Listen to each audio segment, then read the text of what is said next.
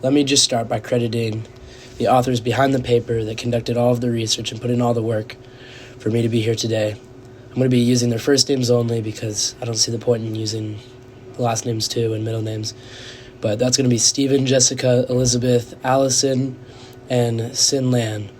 Their research question was to determine whether natural breeding of dusky gopher frogs in captivity is possible, and if so, whether it can increase the number of frogs available for reintroduction programs compared to in vitro fertilization, or IVF. To conduct their research, the authors kept 6 pairs of dusky gopher frogs in an outdoor enclosure designed to resemble their natural breeding habitat. All right. The great outdoors, that's where I am right now.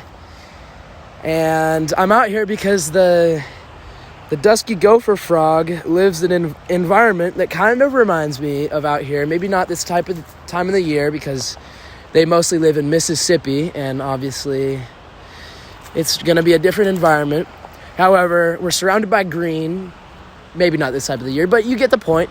We're surrounded by trees, and there's this body of water which is very similar to the natural environment of the dusky gopher frog that lives in like ponds and bogs, and they're surrounded by there's some grass over there, but it's been stomped down by the snow, and that really reminds me of what I see when I look at images and descriptions of where the dusky gopher frog lives.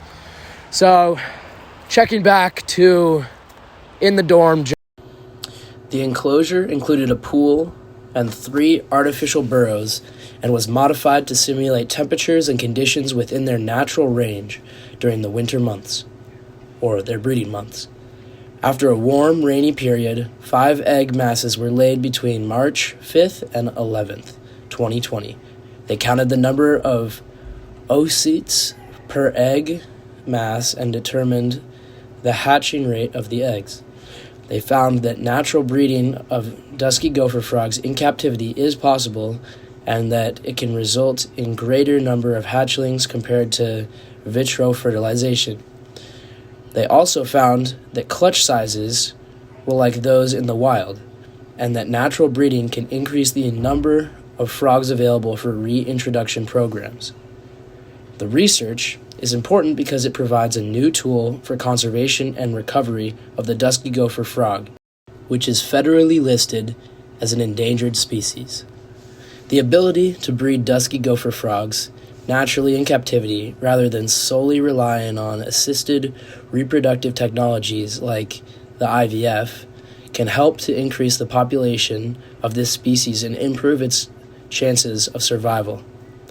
This is important not only for the species itself, but also for the ecosystems and communities in which it plays a role.